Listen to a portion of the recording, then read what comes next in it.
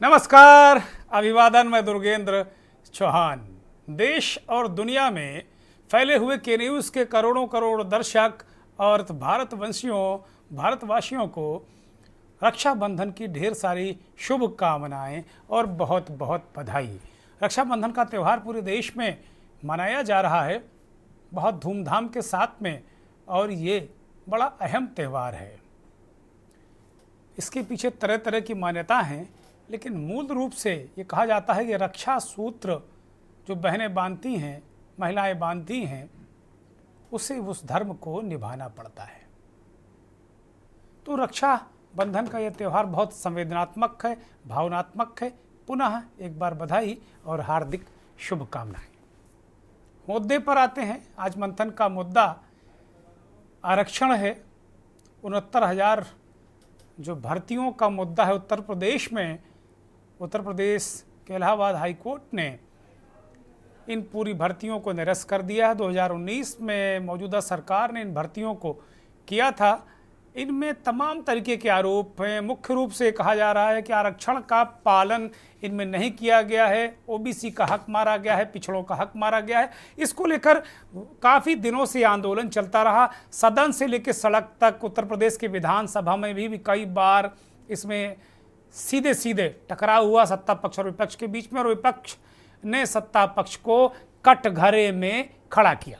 तो कुल मिलाकर ये मुद्दा बहुत अहम था। 2019 से लगातार ये आंदोलन चल रहा था कि इंसाफ नहीं हुआ, और आरक्षण समर्थक लोग इस बात को कह रहे थे लगातार कि इंसाफ नहीं हुआ। लेकिन इसमें केवल आरक्षण का मुद्दा नहीं है, इसमें प्रश्न पत्र गलत आना, प्रश्न गलत आना, बहुत सारी अनियमितताएं इस भर्ती में लोगों ने गिनाई और उनको भी जोड़ा जा रहा है।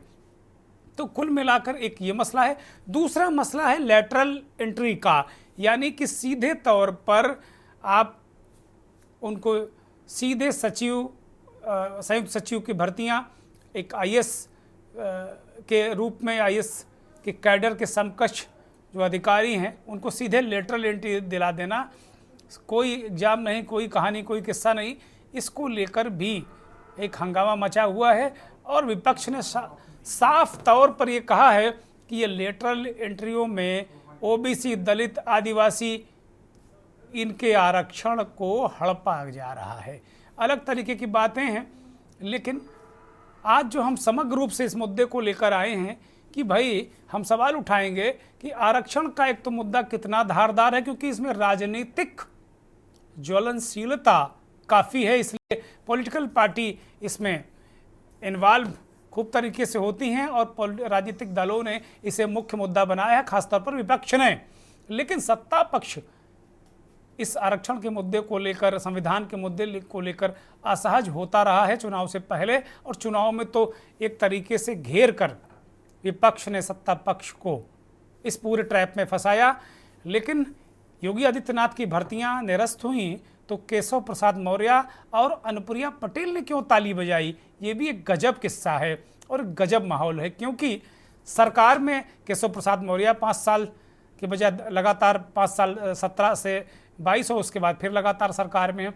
सरकार में रहते हुए भी अगर सरकार के फैसले को कोई कोर्ट निरस्त कर रहा है तो सरकार का ही व्यक्ति डिप्टी सीएम ताली बजा रहा है, ऐसे ऐसे कर रहा है। तो इसके क्या मायने हैं, राजनीतिक क्या मायने हैं। और आज इसीलिए मेरे मन में इस बात को बहुत प्रमुखता से, बड़ी मजबूती के साथ मेरे मन में ये बात आई कि आरक्षण का हथियार जो है ये बहुत धारदार है।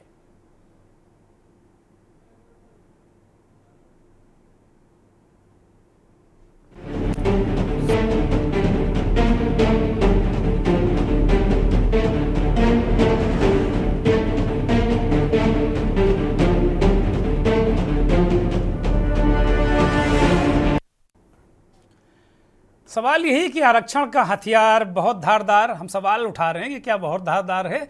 लेकिन हाँ, मुझे ऐसा लगता है कि ये बहुत धारदार है, इसमें धार ज़्यादा है। इसीलिए वो आरी की तरह ऐसे ऐसे ऐसे करके वो काट देता है। बहुत धार है, बड़ा पॉलिटिकल ज्वलनशीलता भी इसमें बहुत ज़्यादा है। इसीलिए सरकार में रहने वाला डिप्टी सीएम अपनी ही सरकार का फैसला जब कोर्ट निरस्त करता है तो ताली बजाता है। ये ताली बजाने पर मजबूर होता है ये अपने आप में। और इसको लेकर विपक्षी नेता तंज भी कसते हैं। केशव प्रसाद मौर्य का एक्स परपोस्ट ही जो फैसला आया 3 दिन पहले।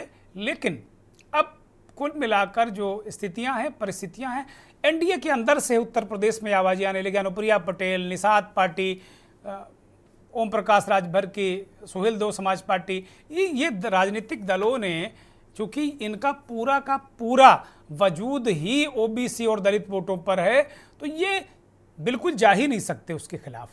और भारतीय जनता पार्टी की असमंजस है कि पार्टी के अंदर ही एक अंदर विपक्ष और एक विपक्ष का जो टेम्परेचर है, जो विपक्ष का प्रहार है, उसको डाइल्यूट करने के लिए भी एक विपक्ष, एक अलग तरीके की राजनीतिक परिदृश्य देखने को मिल रहा है।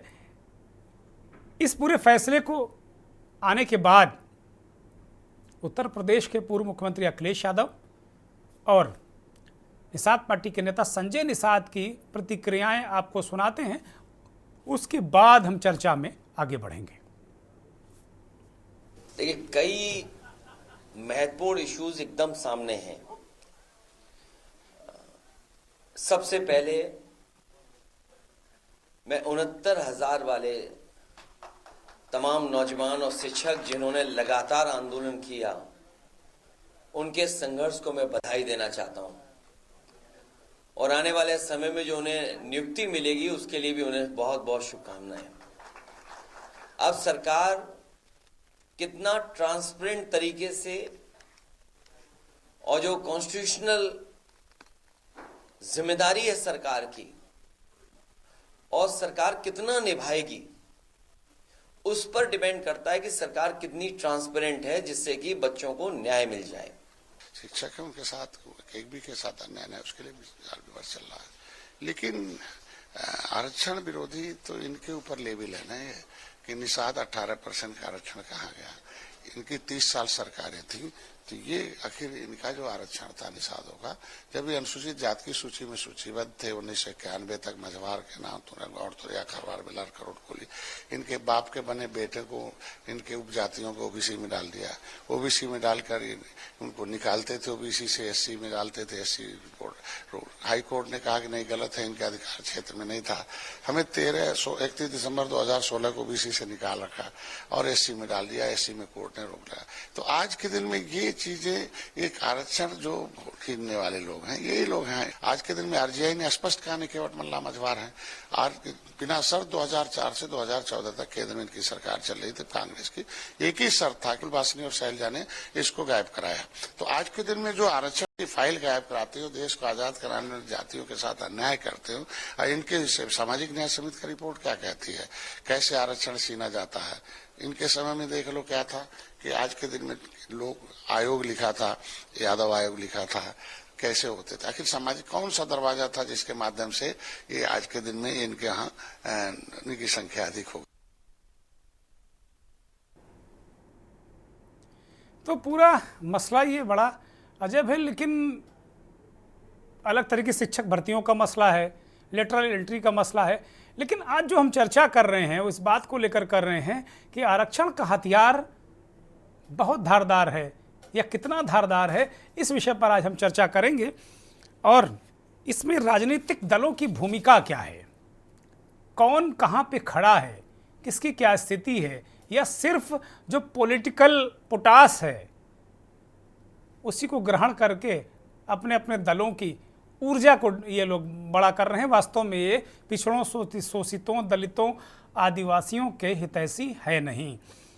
आज एक बहुत ही महत्वपूर्ण पैनल हमारे साथ जुड़ा है, बहुत ही विद्वान लोग हमारे साथ जुड़े हैं। मेहमान हैं हमारे डॉक्टर ओम सुधा, राष्ट्रीय अध्यक्ष हैं SC ST OBC संयुक्त मोर्चा के। बहुत स्वागत, बहुत धन्यवाद डॉक्टर साहब। चंद्रेश यादव वकील हैं, सुभाषपा के प्रवक्ता हैं, हमारे साथ जुड़े हैं। चंद्रेश जी स्वागत, धन्यवाद। मनीष शर्मा पॉलिटिकल एक्टिविस्ट हैं, हमारे साथ जुड़े हुए हैं। मनीष शर्मा आपका भी बहुत स्वागत। राजेंद्र नायक साहब पूर्व IAS हैं, SC ST आरक्षण को लेकर एक लंबा आंदोलन और तमाम तरीके का काम उनका है, वो देश में विख्यात व्यक्ति हैं, उनके बारे में बहुत ज़्यादा बताने की आवश्यकता है नहीं राजेंद्र नायक के बारे में। Professor doctor Ajay Arya political analyst हैं, लेकिन तमाम तरीके के जो बिरादरी हैं, तमाम जो तंजीमें हैं उनसे जुड़े हुए हैं, और एक प्रोफेसर भी हैं। समाज को अपने नज़रिए से देखते हैं। प्रदीप कोरी साहब हैं हमारे साथ, एडवोकेट भी हैं और रिजर्वेशन एक्टिविस्ट के रूप में हैं। नंद किशोर गर्ग भारतीय जनता पार्टी के वरिष्ठ नेता हमारे साथ जुड़े हैं। सभी का बहुत स्वागत, बहुत धन्यवाद, बहुत आभार। नंद किशोर जी, एक तो मेरा पहला ही सवाल इस बात को लेकर है कि आरक्षण क्या बहुत धारदार है क्या? क्योंकि अभी जब 69,000 शिक्षक भर्ती का फैसला हाई कोर्ट ने दिया, माफ़ कीजिएगा, उत्तर प्रदेश के हाई कोर्ट ने फैसला दिया कि भाई भर्तियां निरस्त, 3 महीने के अंदर सब व्यवस्था करके नई लिस्ट जारी करो, तो आपकी ही सरकार के उप मुख्यमंत्री जो 2017 से अब तक सत्ता का उपभोग कर रहे हैं और वहां रहकर कुछ नहीं बोलते हैं, ना विधानसभा के अंदर ना बाहर, इस फैसले आने के बाद वो ताली बजाते हैं, तो कहीं ना कहीं जो डैमेज कंट्रोल करने की कोशिश है, पार्टी के अंदर भी एक विपक्ष तैयार करने की कोशिश है कि ताकि विपक्ष को उसका माइलेज ना मिले। और ये आरक्षण का मुद्दा, संविधान का मुद्दा, इस पर आपकी पार्टी और आपकी सरकारें ये कटघरे में क्यों खड़ी नजर आती हैं? नहीं, एक्चुअली क्या है ना कि कोर्ट का फैसला है, देखिए उसकी तो हम रिगार्ड करते ही हैं, क्योंकि जो कोर्ट ने फैसला किया है इसमें केवल आरक्षण का मुद्दा नहीं था, कुछ और भी खामियां थी जिस वजह से कोर्ट को ये डिसीजन लेना पड़ा। ऐसा केवल वो हम ये नहीं कह सकते कि इसी पर्टिकुलर एक सब्जेक्ट के ऊपर ही उन्होंने डिसीजन लिया है, कुछ पेपर लीक था, कुछ और भी खामियां थी उस तरीके से। तो अगर गवर्नमेंट की तरफ से इस तरीके से अगर आप उसको टारगेट करें कि साहब हमारी सरकार ने नहीं, पेपर लीक तो आप लोग मानते ही नहीं देश में। पेपर लीक नाम की कोई चीज़ है आप लोग मानते नहीं, आज तक नहीं माने हैं, मुझे नहीं लगता आप मानते होंगे। और दूसरा जो मसला ये है कि आप कह रहे हैं कि और बातें, मुख्य रूप से ओबीसी आरक्षण को हड़प जाना, यही आरोप लगा है। और ये जो एक्टिविस्ट हैं ये चीख चीख कर, चिल्ला चिल्ला कर, ये जो सारे जो छात्र हैं या अभ्यर्थी हैं, ये कितनी बार लाठियाँ खाए होंगे, ये कह रहे थे भाई हक मार रहे हैं, हक मार रहे हैं, हक मार रहे हैं। नहीं, ऐसा अभी तक तो कुछ ऐसा नहीं है। ये तो विपक्ष थोड़ा सा इसको हवा देने की कोशिश करता है, हमेशा करा है, अभी भी किया। तो ऐसा कुछ नहीं है। ये तो कोर्ट को लगा, कुछ इसमें चीज़ें ऐसी थी, कोर्ट को लगा कि इसको निरस्त करना चाहिए तो उन्होंने किया, और वो उसके लिए ही स्वागत किया गया है। उन्होंने जो तालियां आप कह रहे हैं मुख्यमंत्री जी ने, उप मुख्यमंत्री जी ने बजाई हैं, तो वो कोर्ट के रिगार्ड करते हुए उसकी ताली बजाई गई है। अच्छा, कोर्ट के रिगार्ड करे ताली बजाई हैं, तो पहले विधानसभा में बजा देते कि भैया ये हम ताली बजा रहे हैं और ये ओबीसी को हक दे दो इनका। नहीं तो फिर, या फिर ये डर था कि जनता अभी चुनाव में ताली बजा देगी और थाली बजा देगी, इस तरह का डर तो नहीं है कि उपचुनाव में अगर हम ताली नहीं बजाएंगे तो फिर जनता कहेगी फिर आओ भाई हम भी जरा ताली बजा देते हैं। चुनाव जनवरी फरवरी में शायद अभी डिक्लेयर होंगे, लेकिन ऐसा ये मुद्दा चुनाव से जुड़ा हुआ नहीं है। ठीक है, आपका अपना नज़रिया हो सकता है। मैं राजेंद्र नायक साहब की तरफ रुख करूंगा। राजेंद्र नायक जी, आरक्षण को लेकर एक तो ये देने वाला या पैरवी करने वाले लोग ये ऐसा पोस्ट करते हैं, लग रहा है ये अपनी झोली से निकाल कर अपनी जेब से देते हैं, या इनकी बपौती है जो ये दे रहे हैं, बड़ा मतलब एक दानदाता बन जाते हैं ये लोग। जो लोग देने वाले खुद को मानते हैं दाता बन जाते हैं कि मैंने किया, मैं ये कर रहा हूँ, मैं करवा रहा हूँ। ये बड़ी दिक्कत है राजनीतिक दलों में। और दूसरा मसला ये है कि जो मौजूदा सत्ता और सत्ता दल है उनमें इस संविधान हो चाहे आरक्षण हो, इन मुद्दों को लेकर बड़ी असहजता रहती है। इस पूरे मसले को किस तरह देखते हैं? और लेटरल एंट्री वाला भी मसला मैं लूंगा अगले चरण में। प्रदीप जी, राजेंद्र जी। देखिए, आपने पॉलिटिकल पार्टीज के लिए कहा है, तो उसमें भारतीय जनता पार्टी जो सत्तारूढ़ पार्टी है, जो ये पार्टी है विद डिफरेंस, इसका जो मुख्य हित है वो है राष्ट्रीय हित, उसके बाद में पार्टी का हित आता है और अंतिम हित है व्यक्तिगत हित। तो ये जो संविधान में आरक्षण की व्यवस्था है, तो भारतीय जनता पार्टी ने हमेशा इसका सम्मान किया है। और बाबा साहब ने जिस ढंग से काम किया है, अपलिफ्टमेंट ऑफ डिप्राइव्ड क्लासेस, उनका उन्होंने बहुत सम्मान किया है। बीजेपी ने पंचतंत्र जो बाबा साहब के जीवन से जुड़े हैं वो किए हैं, लेकिन मुझे बहुत बहुत दुख होता है जब मैं सुनता हूँ कि कांग्रेस कहती है कि ये तो संविधान, क्या आरक्षण खत्म कर देंगे? अरे कहाँ से आरक्षण खत्म कर देंगे? मोदी जी ने तो कई बार कहा है कि जब तक मैं जिंदा हूँ आरक्षण पर आंच नहीं आने दूंगा। तो आई डोंट नो इसको किस ढंग से ये अपोजिशन पार्टी इसको ले रही है। ये इसमें कोई दम नहीं है, क्योंकि जब तक सामाजिक एकता या सामाजिक समरसता नहीं होगी, छुआछूत ऊंच नीच रहेगा, तब तक ये आरक्षण है और रहेगा। जब तक कि ये समाज, ये तबका जो कि डिप्राइव्ड क्लासेस है, उनको बाकी ढंग से, क्यों शहर में काफी कुछ हो गया है लेकिन अभी भी गांव में छुआछूत है, भेदभाव है। जब तक ये भेदभाव रहेगा तो आरक्षण पर कोई आंच नहीं आएगी। जी। नायक साहब, ये उत्तर प्रदेश का मसला बड़ा ही गजब है। 2019 से चल रहा था ये सब। शिक्षक 69,000 शिक्षक आंदोलन में रत थे। ये कह रहे थे ओबीसी के हक में डाका डाल दिया। अब जब कोर्ट आ गया, कोर्ट का आदेश आ गया, तो जाहिर सी बात है मानना पड़ेगा। अगर नहीं मान रहे हैं तो फिर सुप्रीम कोर्ट जा रहे हैं, तो ये संदेश जाएगा कि आप ओबीसी विरोधी हैं। कहीं आपको लगता नहीं कि ये फंस गए हैं? जैसे गांव में कहते हैं ना, गुड़ भरा हंसिया ना लीलत जाए ना उगलत जाए। अगर एक हंसिया एक हथियार होता है, जो लोग गांव में जानते हैं, वो खेत काटने के लिए गेहूं या धान जो काटते हैं, तो ये कहावत है, गुड़ भरा हंसिया लीले जाए ना उगले जाए। तो वो वाली स्थिति आ गई क्या कि अब ये चाह कर भी ऐसा नहीं कर पा रहे हैं।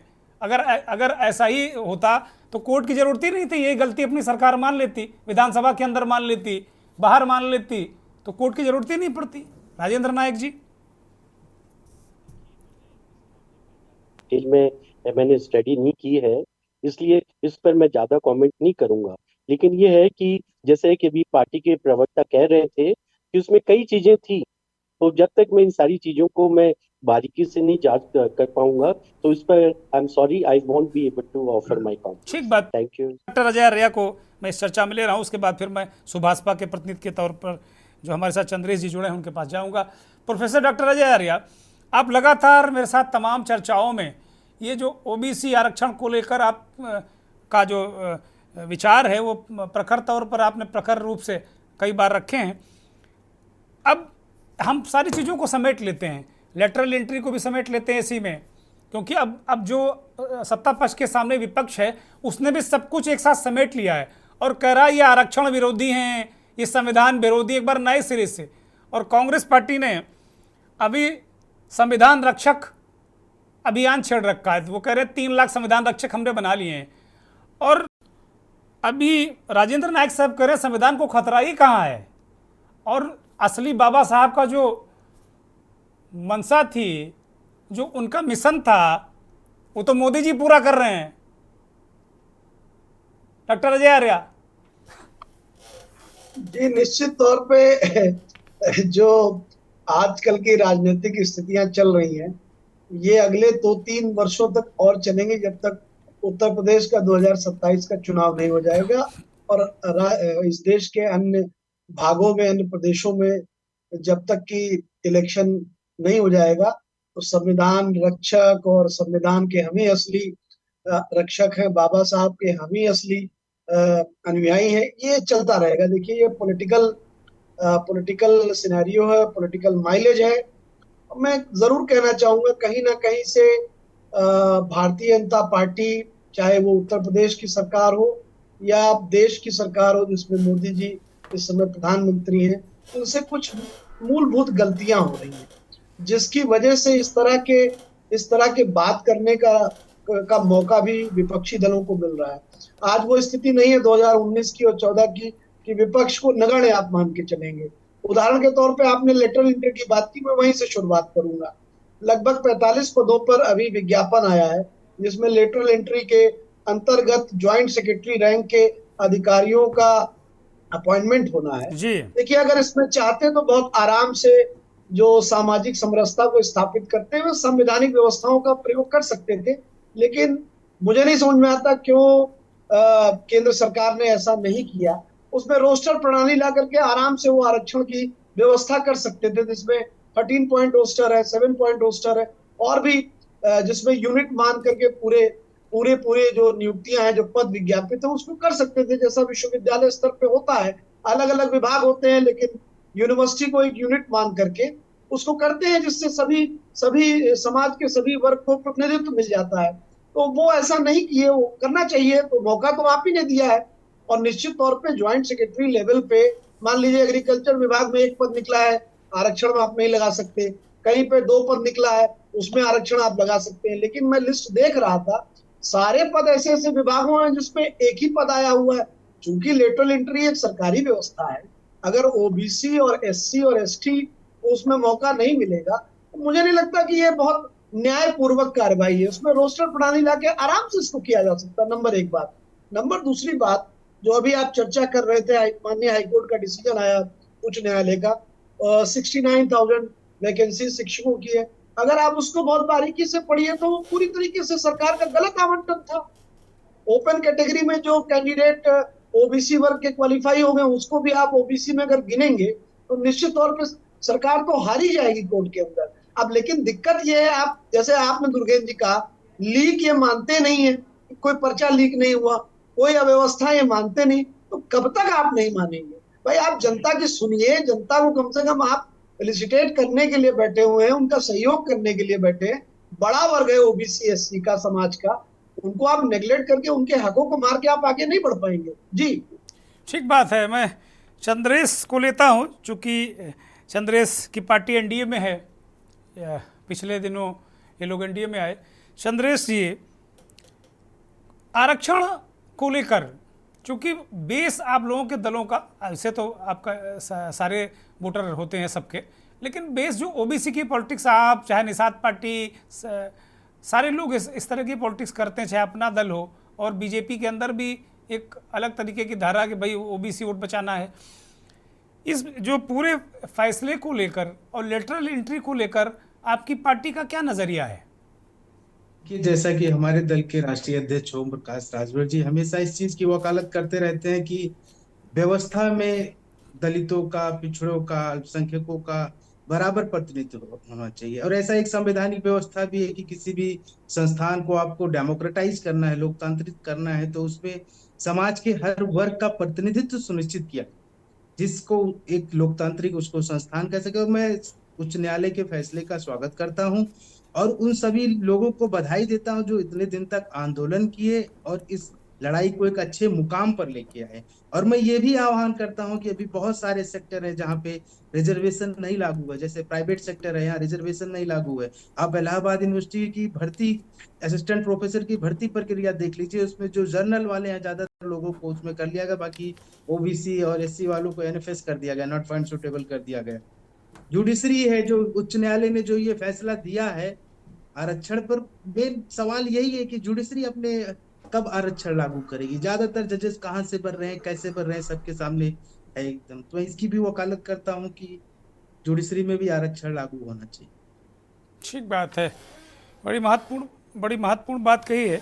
मुझे चूँकि एक ब्रेक पर जाना है, मैं ब्रेक से लौटूंगा तो बाकी मेहमानों को भी चर्चा में शामिल करूँगी, लेकिन मुद्दा बहुत अहम है कि ये पॉलिटिकल स्टंट है विपक्ष का या वास्तव में सरकार की नीयत में कोई खोट है।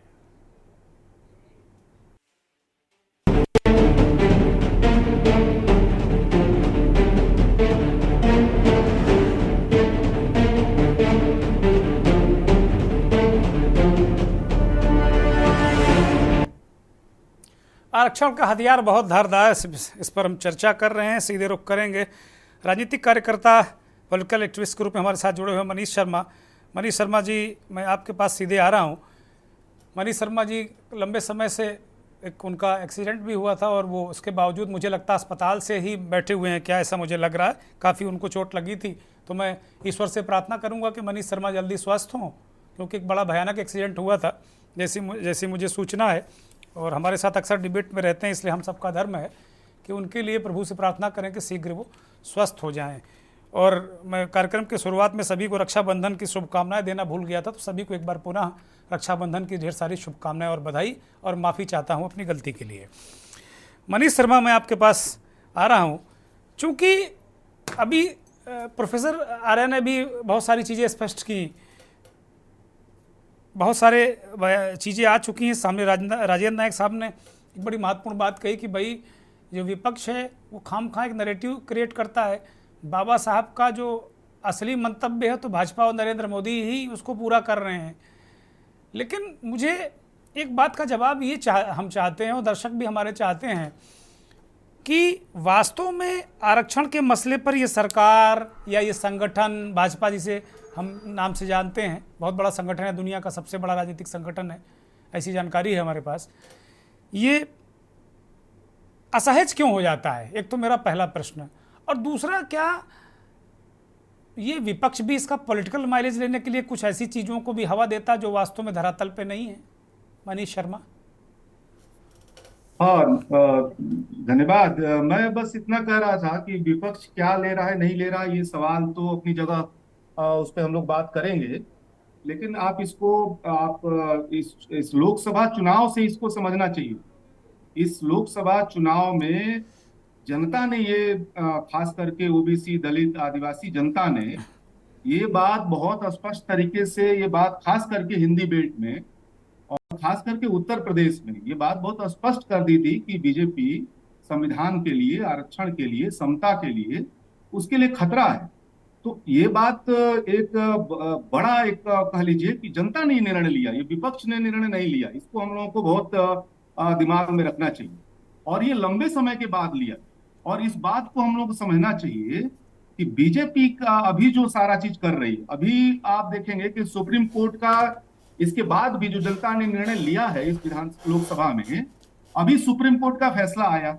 सुप्रीम कोर्ट के फैसले के बाद जो रेल मंत्री भी हैं और सूचना प्रसारण मंत्री भी हैं, वो आरक्षण में बंटवारे वाले सवाल पे उन्होंने ढुलमुल तरीके से क्रीमी लेयर पे बात बोली। लेकिन जब उनसे पूछा गया कि आप बंटवारे वाले सवाल पे आपकी क्या राय है, तो उन्होंने कहा कि जो बात हुई हमने आपको बता दी। उस पर उन्होंने एक तरह से चुप्पी साध दी। और अभी तत्काल कल का ये शायद निर्णय, चुनाव से ठीक पहले हरियाणा की सरकार ने, आप ध्यान दिए होंगे कि उस सरकार को निर्णय लेने का कोई अधिकार नहीं है, लेकिन उसने ये कह दिया कि हम वहां बंटवारा करेंगे और बंटवारा करेंगे। लेकिन इसका उस कोर्ट के फैसले का भी, जिसमें एक बात आ रही थी कि आप बगैर किसी आंकड़े के इस दिशा में एक कदम भी आगे नहीं बढ़ेंगे, कोई आंकड़ा पेश नहीं किया, कोई इस तरह की चीजें उन्होंने सामने नहीं रखी। उन्होंने साफ साफ ये कहा कि हम बंटवारा करेंगे, लेकिन हरियाणा में ये नहीं बताया उन्होंने कि हरियाणा में दलित जातियों के अंदर कौन सा जो समाज है, नौकरियों में, संसाधनों पे, जमीनों पे किसका कितना क्या है, ये सामने लाने के लाए बगैर उन्होंने ये कहा कि हम बंटवारा करेंगे। तो एक बात बहुत क्लियर हुई है लोकसभा चुनाव के बाद भी कि बीजेपी का सेंटर पॉइंट विभाजनकारी राजनीति है। जब चुनाव से पहले उनका सेंटर पॉइंट था कि एंटी जाटव कर दिया जाए दलितों में, एंटी यादव कर दिया जाए पिछड़ों में, और दलितों और पिछड़ों को एंटी मुस्लिम कर दिया जाए। ये दोनों चीजें फेल हुई। एंटी जाटव भी फेल हुआ, एंटी यादव भी फेल हुआ और एंटी मुस्लिम भी फेल हुआ। तो अब एक नया आप देखेंगे कि सुप्रीम कोर्ट के फैसले के बाद बीजेपी एक बड़े प्लान में है। एक बड़ा प्लान ये है कि SC/SC के अंदर कैसे विभाजन अब किया जाए सकारात्मक आधार पे। और दूसरा उसका प्लान है, आप देखिएगा, आपको याद होगा 2017 में रोहिणी कमीशन बनाई गई जी, पिछड़ों बंटवारे को लेकर के, आपको याद होगा, आपको पता होगा जी जी। और बाद में क्या हुआ कि उस रोहिणी कमीशन को रोक दिया गया, उसके फैसलों को इसलिए रोक दिया गया कि बीजेपी को लगा कि जिन्हें हम मजबूत जातियां बोलते हैं पिछड़ों के अंदर, उनका भी समर्थन हमको मिलने लगा है। तो हम अगर रोहिणी कमीशन के रिपोर्ट को सामने लाएंगे तो हमारे नुकसान होगा। मैं समझता हूं कि जल्द ही आप देखेंगे कि रोहिणी कमीशन की रिपोर्ट भी अब आपके सामने आएगी। तो मेरा कहने का ये मतलब है कि एंटी मुस्लिम वाली नहीं, तो मैं इस जगह एक छोटा सवाल और जोड़ रहा हूं। क्या अब आप ये कह रहे हैं कि अब बीजेपी को मजबूत जातियों का समर्थन नहीं मिल रहा है, इसलिए वो कमजोर जातियों की फिर हिमायती बन के सामने आएगी? क्या ये कहना चाह रहे हैं आप?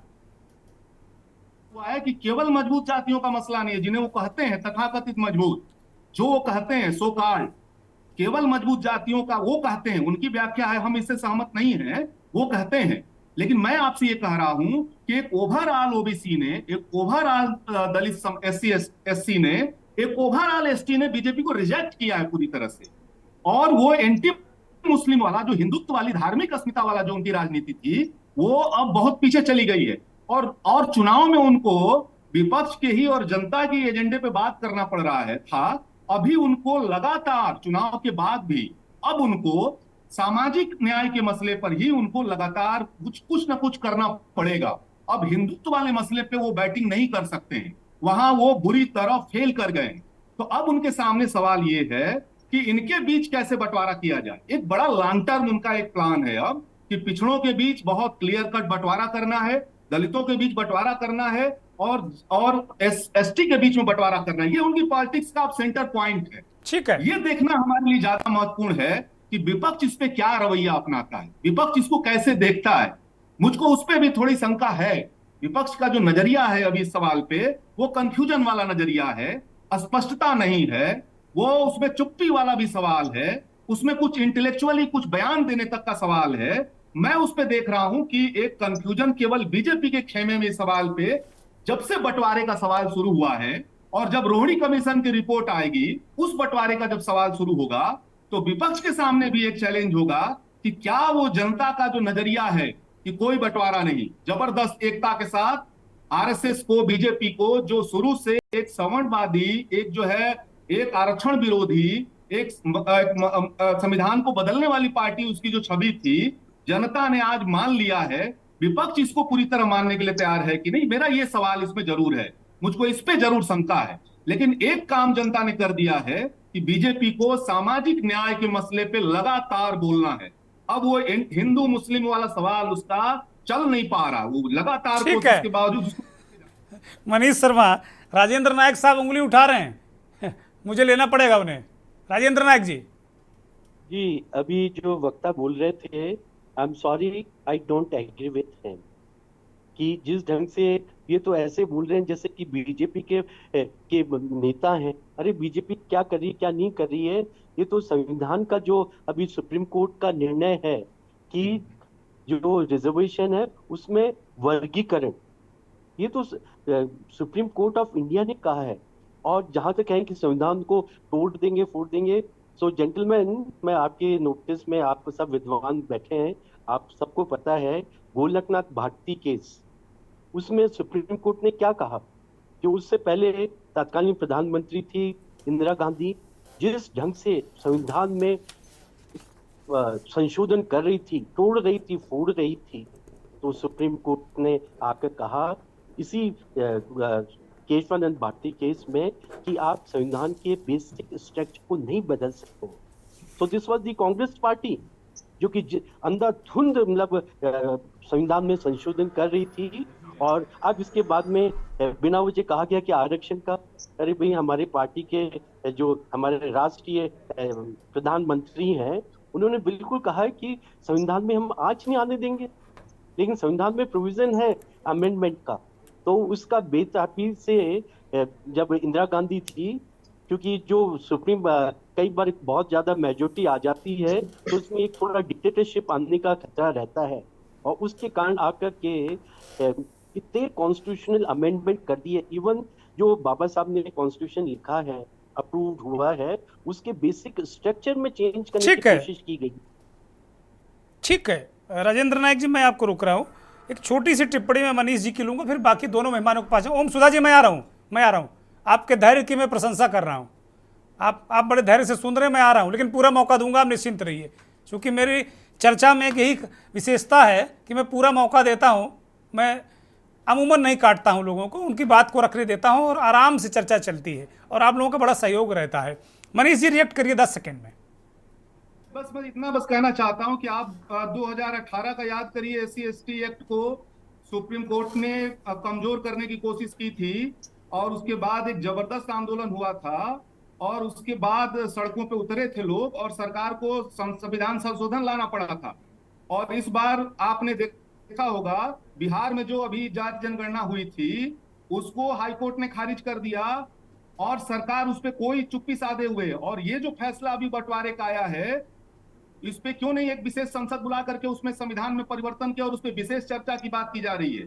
तो मेरा ये कहना है कि पिछले 10 सालों के अंदर जो कोर्ट के फैसले हैं वो बहुत पॉलिटिकल फैसले हैं। सरकार ने इस दौर में पुलिस में, सेना में और कोर्ट में बहुत सारा उसने अपना हस्तक्षेप बढ़ा दिया है, और ये फैसले राजनीतिक फैसले होते हैं।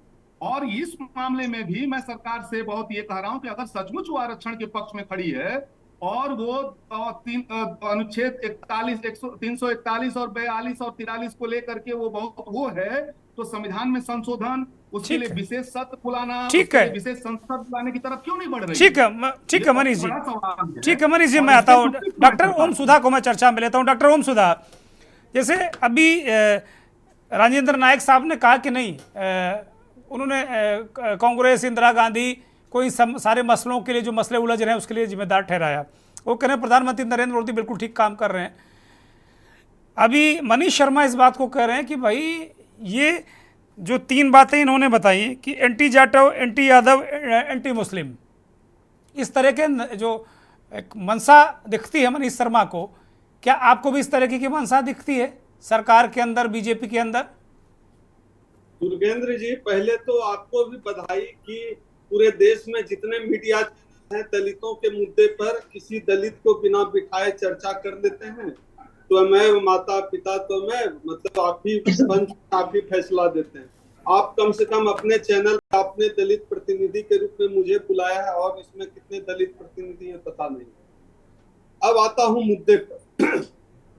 सबसे पहले यह जो गलत परसेप्शन फैलाया गया है, गलत जो धारणा फैलाई गई है कि जो है आरक्षण जो है आर्थिक सुधार का कार्यक्रम, इस धारणा पर रोक लगनी चाहिए। आरक्षण आर्थिक सुधार का कोई कार्यक्रम नहीं है, और संविधान में कहीं इस बात का उल्लेख नहीं है कि आरक्षण जो है आर्थिक सुधार का कार्यक्रम है। और इसी धारणा के आधार पर सुप्रीम संस्था ये उपवर्गीकरण जैसी बात कर रही है, जबकि उपवर्गीकरण के लिए मुझे याद है पिछली डिबेट में ही आपने ही कहा था कि बिना जाति जनगणना के आंकड़े, आखिर सुप्रीम कोर्ट को कौन सा सपना आया कि उनको पता चल गया कि फला फला जातियों ने फला फला का हक खा लिया?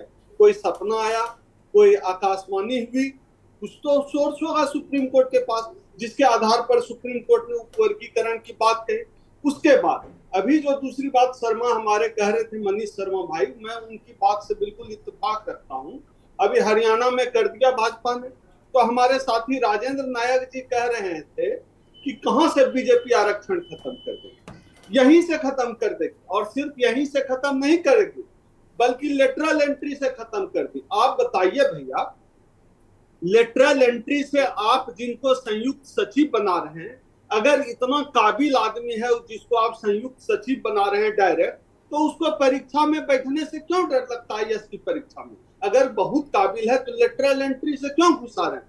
जाहिर सी बात है दाल में कुछ काला है। और हमारा सीधा सा आरोप है, आरएसएस बैकग्राउंड के वो लोग जिनके परिवार के लोग आरएसएस में हैं, जिनका लिंक आरएसएस में है, उनको सीधे ऊपर पढ़ाई लिखाई से तो मतलब है नहीं, बस माथा में जय श्री राम का साफा लगाए और सोशल मीडिया पे अलबल बक रहे। इस तरह के लोगों को पढ़ाई लिखाई से मतलब नहीं है, ये परीक्षा पास नहीं कर सकते, इसलिए जो है इनको लेटरल एंट्री से आईएएस बनाया जा रहा है। बिना जो है परीक्षा पास किए कॉलेजियम से ये जज बन जाएंगे, बिना परीक्षा पास किए ये लेटरल एंट्री से आईएएस बन जाएंगे। तो हम दलित क्या करें? आजादी के 75-78 साल बाद भी हम दलित माथा पर पैखाना ही धोते रहे, नाले की सफाई ही करते रहे।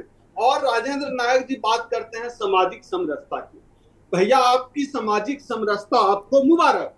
इस देश का दलित आदिवासी पिछड़ा समाज इस देश में सामाजिक समानता चाहता है, सामाजिक न्याय चाहता है, और एक समान मनुष्य बनने का जो है चाहता है कि समान मनुष्य का दर्जा मिले। क्योंकि आजादी के 7.5 दशक बाद भी आज भी ना आप घोड़ी चढ़ने देते हैं, ना मूंछ रखने देते हैं। और जाहिर सी बात है कि किस राजनीतिक दल की मानसिकता के वो लोग होते हैं। तो ये जो दोनों सवाल हैं, चाहे लेटरल एंट्री के रास्ते जो है आईएएस बनाने का सवाल हो या कॉलेजियम के बहाने जो है जज बनाने का सवाल हो, इन दोनों मसलों पर एक मसले का तो जवाब ये है ये जाति जनगणना करा, और दूसरे मसले का जवाब ये है कि भैया इनसे परीक्षा दिलवाइए। और नरेंद्र मोदी जी और भारतीय जनता पार्टी अगर आरक्षण को लेकर इतनी ही सजग है तो तमाम सरकारी पीएसयू को, तमाम सरकारी उपक्रमों को आपने बेच क्यों दिया, जहां की आरक्षण की वजह से एससी, एसटी, ओबीसी समाज के लोग आगे आ पाए? आखिर आपकी दिक्कत क्या है? मुझे जो दिक्कत इनमें समझ में आती है, इनकी दिक्कत यह है कि ये मनुवादी दिमाग के लोग हैं, ब्राह्मणवादी दिमाग के लोग हैं। इनके सामने जो लोग नंगे पांव चलता था, आरक्षण की वजह से आईएएस बनने लगा, आईपीएस बनने लगा, अच्छा खाना खाने लगा, अच्छी कुर्सी पर बैठने लगा, ये इनको बर्दाश्त नहीं हो रहा। अब परीक्षा में मौका मिल रहा है तो आईएएस बन रहे हैं, तो क्या करो भैया, सीधे लेटरल एंट्री से आईएएस बना दो। अब क्या है कि अगर नरेंद्र मोदी जी सच में आरक्षण के पक्षधर हैं तो इन तमाम मुद्दों पर, जैसा कि हमारे भाई मनीष शर्मा शायद नाम है उनका, कह रहे थे कि जो विशेष सत्र बुलाकर वो ऐसा कर सकते हैं, तो वो नहीं करेंगे। जाहिर सी बात है नहीं करेंगे, क्योंकि उनकी मंशा ही नहीं है। वो इस देश में दलितों को सिर्फ एक वोटर के रूप में, ठीक है डॉक्टर ओम सुधा, ठीक है, मैं दोबारा आता हूं आपके पास, चूंकि लगातार प्रदीप कोरी जी बहुत देर से इंतजार कर रहे हैं, लगभग 40 मिनट हो गया। प्रदीप कोरी जी, मैं आपको चर्चा में शामिल करता हूं। जाने माने वकील भी हैं प्रदीप कोरी जी और एक्टिविस्ट हैं, रिजर्वेशन के लिए काम करते हैं। प्रदीप कोरी जी, अब तक की चर्चा के बाद एक बात ये निकली कि मनीष शर्मा ने सवाल उठाया कि भाई सत्ता पक्ष के साथ साथ उन्हें विपक्ष का भी ढुलमुल रवैया दिखता है, और अभी ओम सुधा साहब ने कहा कि भाई आप लेटरल एंट्री दे दोगे, आप आरक्षण में घपला करोगे, तो भैया हम लोग क्या मैरिड होने के लिए जीवन भर हैं क्या? और जो आरक्षण है वो आर्थिक मसला नहीं है, वो असमानता का मसला है, सामाजिक न्याय का मसला है। प्रदीप कोरी जी, देखो आपके चरण में सभी साथियों का भाई का। प्रदीप जी, आपकी आवाज मुझे नहीं मिल रही है, कृपया ठीक करें।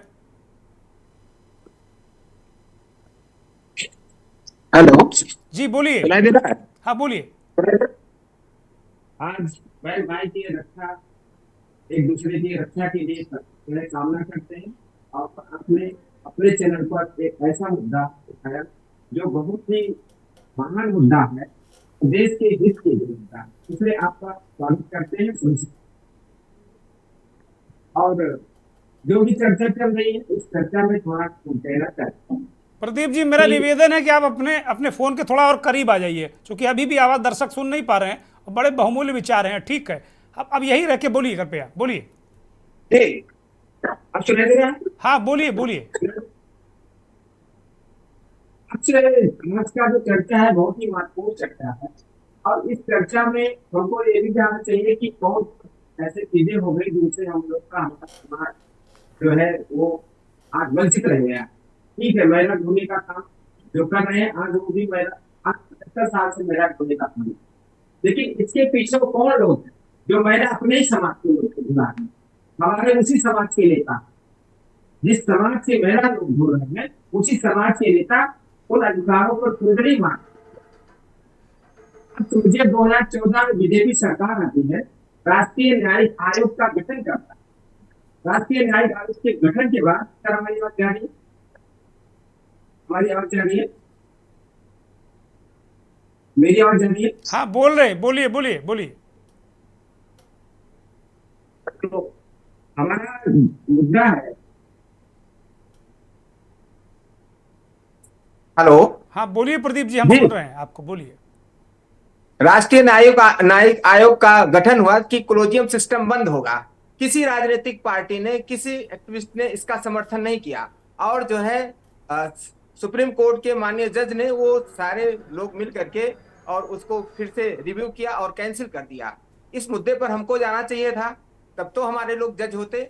जब न्यायिक आयोग का गठन हुआ तो उसमें परीक्षा का व्यवस्था थी, और जब परीक्षा से लोग जाते तो जो है सुप्रीम कोर्ट तक अनुसूचित जात का भी व्यक्ति जाता और बैकवर्ड का भी व्यक्ति जाता और माइनॉरिटी के भी लोग जाते, और वो वंचित उपेक्षित लोग जो पढ़ करके संविधान को ज्ञाता होते वो वहां तक जाते। लेकिन आज जैसे लेटरल एंट्री की बात हो रही, वही कोलोजियम सिस्टम, क्योंकि देखा कि कोलोजियम सिस्टम से बड़ा लाभ है, जैसे चाहती सरकार उस तरीके से न्याय ले लेती है, तो इन्होंने इस तरीके से व्यवस्था किया कि हर विभाग में एक जो है प्रशासनिक अधिकारी सचिव बैठा देंगे और जैसे चाहेंगे उस तरीके से विभाग चलाएंगे। सर, अब हमारे लोग जो है अभी इस भ्रम में हैं कि सुप्रीम कोर्ट ने कहा कि अनुसूचित जात का जो ऐसी जातियां हैं उनके गणना की जाए, उनके आर्थिक गणना किया जाए, सामाजिक गणना किया जाए, राजनीतिक गणना किया जाए। ये तो बात हो रही है, लेकिन 14 साल से, पिछले 14 साल से जनगणना ही इस देश के प्रधानमंत्री जी, बीजेपी सरकार नहीं करा रही है। ये सारे आंकड़े कैसे आएंगे, इस पर कोई पार्टी नहीं बोलती है। न कांग्रेस बोलती है, न बीजेपी बोलती है, न सपा बोलती है, न सब राजनीतिक दल इस पर चुप्पी साधे हैं। मोदी जी कह देंगे कि 1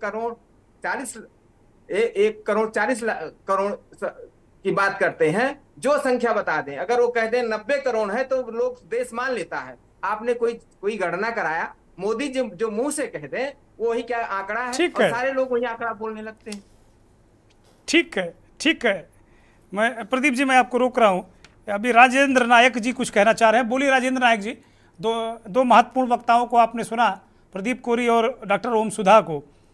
बहुत सारे मुद्दे सवाल वो उठा रहे हैं। ऐसे बातें बोली जा रही है because man is not perfect. अब मैं इसमें आपको कहूंगा, जैसे सुप्रीम कोर्ट के लिए कहा गया उनको कहाँ से सपना आया, तो उसमें मुझे याद आता है शिकागो कॉन्फ्रेंस में विवेकानंद जी ने क्या कहा था कि जब कहा कि हिंदू धर्म तो कुछ भी नहीं है, तो उन्होंने एक हाइपोथेटिकल सिचुएशन कहानी कही थी कि एक समुद्र का मेंढक कुएं में आ जाता है, और कुएं का मेंढक पूछता है तेरा समुद्र कितना बड़ा है, क्या मेरे कुएं जितना है? तो ये चीज it applies to RSS also. पहले आरएसएस के बारे में कहिए, जानिए, then you offer this comment. तिलक लगाना, ये करना, ये नहीं है उनका। आपने जो डिटेल में, क्योंकि मैंने 3 दिन का सेमिनार यहाँ विज्ञान भवन में हुआ था, तो आई वाज लकी इनफ, मैंने देखा है। तो ये तो एक अलग सब्जेक्ट हो गया है। और दूसरी चीज जो ये कही जा रही है कि मोदी जी को सपना, अरे भाई मोदी जी, नरेंद्र भाई मोदी देश के प्रधानमंत्री हैं, उनके पास सारे आंकड़े आते हैं। क्या हमारी जो जनसंख्या किस गति से बढ़ रही है, कर रही है, so he is the prime minister of the country, और सारे जितने भी मशीनरी है ठीक सब है, उनको मदद करते हैं। मैं सहमत हूँ। एक छोटा, डॉक्टर अजय आर्य, मैं आपके पास आ रहा हूँ, फौरन आ रहा हूँ। एक छोटा सा जो सवाल है राजेंद्र नायक जी, वो स्किप हो रहा है। ये लेटरल एंट्री क्यों, कैसा मानते हैं आप? बड़ी अच्छी बात है। दलितों का ये जो दलितों, शोषितों, पीड़ितों का हक मारा जाना चाहिए, या खामखा हल्ला लोग मचा रहे हैं, इसमें कोई हक नहीं मर रहा, लेटरल एंट्री होनी चाहिए? पहली चीज मैं बता दूं, मैं भी दलित समाज से हूँ, और भारत सरकार के सर्वोच्च पद से मैं रिटायर्ड हुआ हूँ in the rank of secretary to government of India. जी, ओके, तो इसलिए ये ना समझिए कि मैं कुछ और बोल रहा हूँ। तो लेटरल एंट्री नहीं, आपकी शख्सियत के बारे में हम सब वाकिफ हैं, और मैंने अपनी भूमिका में ही आपकी शख्सियत को, दर्शकों को और मेहमानों को बता दिया था कि आप का पद और कद क्या है, वो मैं बता चुका हूँ। बोलिए।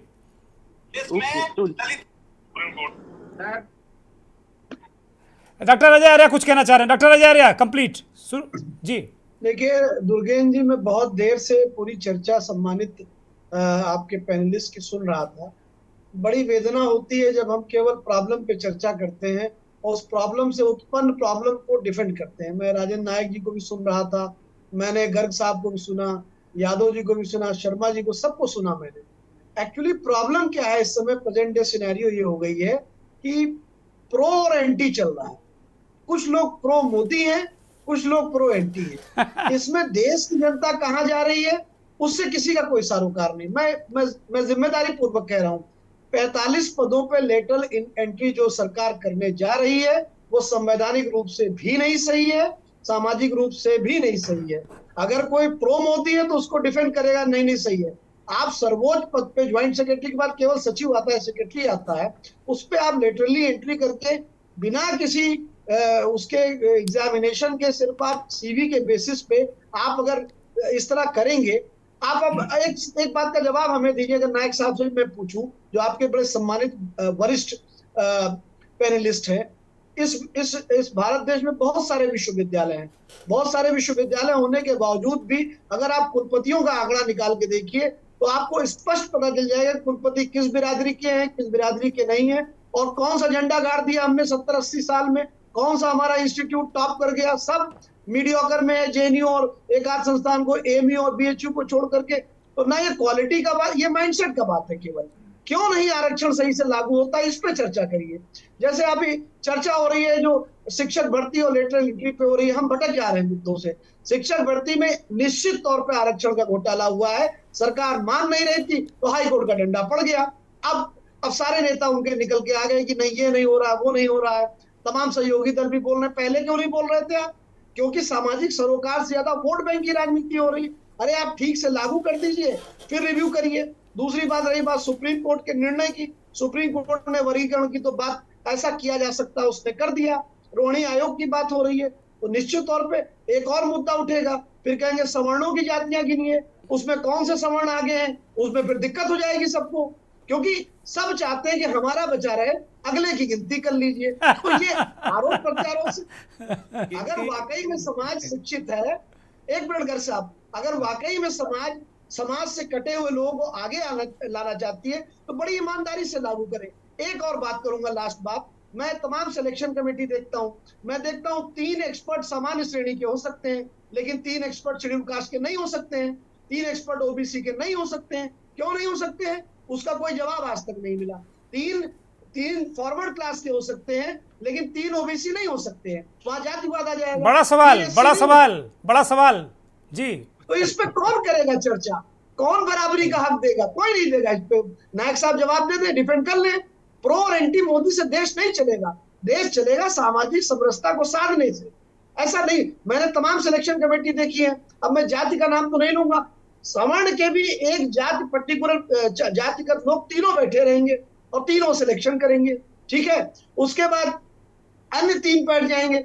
सवाल ये उठता है, जब आप इतना बायस होकर के चीजों की आप चयन समिति तक बनाएंगे तो लिटिगेशन होगा, फिर हमें प्रदीप जी जैसे वकीलों की जरूरत पड़ेगी। यही तो सरकार से गलतियां।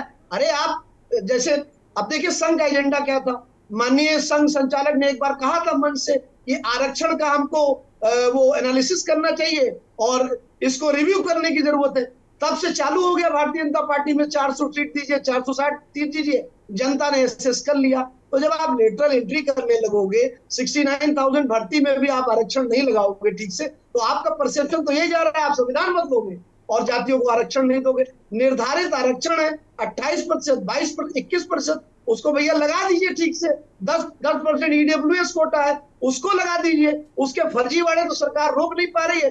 कोई भी ईडब्ल्यूएस का सर्टिफिकेट लेके आ जा रहा है और वो मंत्री का चाहे भाई हो चाहे वो बेटी हो, वो पा जा रहे हैं। तो बेईमानी जब तक इस देश में होती रहेगी और हम जैसे विद्वान लोग करते हैं, क्योंकि ये वैचारिक आतंकवाद है और इससे छुटकारा तभी मिल सकता है जब हम साथ बैठ के इसको सार्वजनिक तरीके से सॉल्व करेंगे। उसमें कोई एंटी मोदी नहीं है, कोई प्रो मोदी नहीं, कोई एंटी योगी नहीं, कोई प्रो मोदी। सामाजिक रूप से हमको करना पड़ेगा। जी दुर्गेश जी, बहुत एक तो बड़ा महत्वपूर्ण शब्द इस्तेमाल किया आपने, वैचारिक आतंकवाद। मैं इसका मैं जवाब लूंगा, नायक साहब के पास जाऊंगा, लेकिन चूंकि सुभाषपा के नेता जुड़े हुए हैं और आपने कहा कि भाई सहयोगी दल भी अब लग रहा कि वोटों का मसला है इसलिए जय जय करने लगे। पहले ये लोग भी नहीं बोले थे चंद्रेश जी, भाई पहले आप लोग भी चुप्पी साधे थे, सत्ता की मलाई काट रहे थे। अब जब कोर्ट ने कहा कि भाई रद्द करो भर्ती, घपला हुआ है। चंद्रेश जी देखिए साहब, हमारी लड़ाई की शुरुआत यहीं से होती है। वो बात अलग है, हम भारतीय जनता पार्टी के सहयोगी, और भारतीय जनता पार्टी भी चाहती है जो देश में पिछड़े पछाड़े गए लोग हैं वो भी समाज की मुख्य धारा में आए। वो भी कोशिश करते हैं किस तरह से उनको आरक्षण देके समाज की मुख्य धारा में लाया जाए। और हमारी लड़ाई शुरू कहाँ से? हमारे दल के राष्ट्रीय अध्यक्ष एक बहुत सामान्य क्या गरीब परिवार से आते हैं, पढ़ने लिखने में तेज थे, बीए किए हुए थे, एमए किए हुए थे, तो वो दरोगा भर्ती का फॉर्म भरे थे। वहां पे गए तो एक वहां पे सबड़ व्यक्ति था, उसने बोला कहो अगर भरे के लड़का दरोगा बन जाए तो ठकुरे के का करी। और इस वजह से उनको वहां से रिजेक्ट कर दिया गया कि वो पिछड़े बिरादरी से आते थे। तो हमारी लड़ाई भी कहीं ना कहीं इसी से शुरू हुई है। और मैं बहुत बहुत बधाई दूंगा डॉक्टर ओम सुधा साहब को, अभी जो वक्ता बोल रहे थे उनको, कि हाँ हमारे दलित पिछड़े समाज में इतने अच्छे वैचारिक लड़ाई करने के वाले लोग हैं। और मैं उन 69,000 लोगों को फिर से बधाई देता हूँ। कहीं ना कहीं आज उनके राखी की जो मिठाई है और दोगुनी मीठी हो गई हो। लेकिन वैचारिक आतंकवाद को कौन इसका दमन करेगा? मैं एक छोटा सा टिप्पणी चाहता हूं डॉक्टर राजेंद्र नायक साहब से। राजेंद्र नायक साहब, बड़ा मतलब कठोर प्रश्न पूछा है प्रोफेसर अजय आर्या ने आपसे। प्रोफेसर साहब, वैचारिक आतंकवाद क्या होता है? I just don't understand. विचार होते हैं, किसी के लिए वो क्रांतिकारी होते हैं, किसी के लिए नहीं होते हैं। तो वैचारिक हर प्रकार के विचार का डिस्कस होना चाहिए, एनालिसिस होना चाहिए, और जो हमारे देश के इंटरेस्ट में हो, राष्ट्रीय इंटरेस्ट में हो, राष्ट्र की एकता के इंटरेस्ट में हो, उसको हमें अपनाना चाहिए। तो उसमें कोई वैचारिक आतंकवाद, क्यों आतंकवाद शब्द ही एक गलत है जो कि डेमोक्रेसी में ठीक है। वो कुछ पूछ रहे हैं, मैं आपको रोक रहा हूँ। बोलिए डॉक्टर अजय आर्य, जल्दी से। अजय आर्य, जल्दी से अपना सवाल कीजिए। अजय आर्य, अजय जी, मुझे लगता है कि उनका कुछ कनेक्शन डिस्टर्ब हो। हाँ बोलिए अजय जी। सुनाई पड़ रहा है? मेरी आवाज आ रही है आपको? हाँ हाँ सुन रहे हैं हम लोग, बोलिए। राइट। अगर मैंने वैचारिक आतंकवाद का प्रयोग किया, आतंकवाद किसी भी विचारधारा के खिलाफ होता है। मैं निरंतर देख रहा हूं चुनाव के बाद और चुनाव से पहले सरकार आरक्षण के मुद्दे पे न्याय नहीं कर पा रही है और उसके तमाम हाथ पैर होते हैं, चाहे कोई एग्जामिनेशन कह लीजिए, चाहे किसी रिजल्ट आने को कह लीजिए। तो अगर आप उसको सोल्यूशन नहीं निकाल पा रहे हैं क्योंकि आप बायस्ड हैं, आपको लगता है कि फला वोट बैंक खिसक जाएगा, फला वोट बैंक खिसक जाएगा। ये देश तब आगे बढ़ेगा जब दलितों की बात ब्राह्मण करेगा और ब्राह्मणों की हित की बात शेड्यूल कास्ट का आदमी करेगा। मैं इस वैचारिक आतंकवाद की बात कह रहा हूं, आप उसको गलत ले रहे हैं। ठीक है ठीक है ठीक है, बस 5 सेकेंड, फिर मेरे पास वक्त नहीं, मैं ओम सुधा के पास जाऊंगा। मेरे पास केवल 1 मिनट है बस जी। देखिए, ये जो आपने कहा, मैं तो ये कहता हूँ कि मैं, जैसे कि आपको वैसा पता है कि मैं सर्वोच्च पद से रिटायर्ड हुआ हूँ, तो मुझे तो ब्राह्मणों ने रिपोर्ट दी है, मुझे सवर्ण ने दिया है, मुझे 10 में से 10 मिलते थे। तो इसलिए अगर 1, 2, 10 या 100 हो जाए, उसको हम जनरलाइजेशन नहीं कहते हैं। ठीक है ठीक है, प्यार मिला है, सभी का प्यार मिला है। क्षमा के साथ में राजेंद्र नायक जी, क्षमा के साथ में रोक रहा हूँ आपको। आप ऐसे पद पे रहे हैं ना जहाँ पे जाति का बंधन शायद थोड़ा मैं ठीक है जाति का बंधन नहीं चलता। ओम सुधा जी, एक छोटी सी टिप्पणी। ओम सुधा जी प्लीज ओम सुधा जी बोलिए जल्दी से। तो राजेंद्र नायक जी ने तो बड़ा खूबसूरत बताया भाई। एक तो पहले वो कहे कि नरेंद्र मोदी जी प्रधानमंत्री, उनके पास आंकड़े आए होंगे। मैं उनकी इस बात से 100% सहमत हूँ। नरेंद्र मोदी जी कह चुके हैं कि बायोलॉजिकल नहीं है, तो हो सकता है कि बिना जाति जनगणना को उनके पास को अब आप राजनीतिक बात मत करिए भाई, कैसी बातें कर रहे हैं? राजनीतिक बात मत करिए। राजेंद्र नायक जी जो है कह रहे दलित समाज से आते हैं, तो लेटरल एंट्री से नहीं आते हैं, तो उनकी बात से, लेकिन आखिरी 2 सेकंड में मैं बात अपनी खत्म करता हूं। जो आपके साथ नहीं हुआ, जाहिर सी बात है कि दुनिया के साथ भी ऐसा नहीं हो रहा है, ऐसा नहीं है। आपके साथ संभव है कि भेदभाव नहीं हुआ होगा, आप जिस पद पर आए, लेकिन बाकी दुनिया में हो रहा है। जाति ही इस देश का सच है, इस बात से किसी को इनकार नहीं है। ठीक है मनीष शर्मा 10 सेकंड, कार्यक्रम खत्म करूंगा जल्दी से। मैं बस इतना कहना चाह रहा हूं कि इन 10 सालों में जो भारत की जितनी लोकतांत्रिक संस्थाएं हैं, तो एक दूसरे को जो चेक और बैलेंस करती थी मोदी जी के दौर में, उसको है जैसे कार्यपालिका कोई गलती करती थी उसको कोर्ट ठीक कर देता था, कई बार कोर्ट गलती करती थी उसको संसद ठीक कर देती थी। मैं ये देख रहा हूं कि इस दौर में ये बनाना रिपब्लिक जो है भारत को बनाने की कोशिश हो रही है। क्या ईडी, क्या चुनाव आयोग पे सवाल उठ रहे हैं इस दौर में, इतना ज्यादा सवाल चुनाव आयोग में, इतना ज्यादा सुप्रीम कोर्ट पे, इतना ज्यादा पुलिस पे, ईडी पे, सीबीआई पे, इतना ज्यादा किसी दौर में, हिंदुस्तान के किसी दौर में नहीं उठा है। हम लोगों को इस पे सोचना चाहिए कि ये जो सरकार है ये अभी कितना दिन रहेगी, ये तो बहुत दिन इसके लिए रहना मुश्किल है। इस चुनाव ने लगभग ये मैसेज दे दिया है, लेकिन जिन संस्थाओं का लॉन्ग टर्म के लिए इसने नुकसान किया है वो बहुत खतरा इस देश के लिए। बहुत शुक्रिया मनीष शर्मा, डॉक्टर ओम सुधा, चंद्रेश यादव, राजेंद्र नायक साहब, प्रोफेसर अजय आर्य, प्रदीप कोरी जी, अनंत किशोर गर्ग जी, बहुत धन्यवाद, बहुत आभार तमाम दर्शकों का जो इस कार्यक्रम में जुड़े। बड़ी बेहतरीन चर्चा हुई आज और बहुत खुलकर एक एक परतें वक्ताओं ने सामने रखी और बड़ा आनंद आया होगा आप दर्शकों, आपको भी। मुझे तो खैर बहुत व्यक्तिगत रूप से बहुत अच्छा लगा कि कम से कम बड़ी अच्छी बात निकल कर आई कि भाई दलितों पर बात करो। दलितों की बात अगर पंडित जी करें, पंडित जी की बात अगर दलित करें, ओबीसी ठाकुर साहब की बात करें, तो फिर सामाजिक समरसता आ जाएगी ना, अपने आप ही आ जाएगी। कोशिश करने में क्या दिक्कत है। नमस्कार।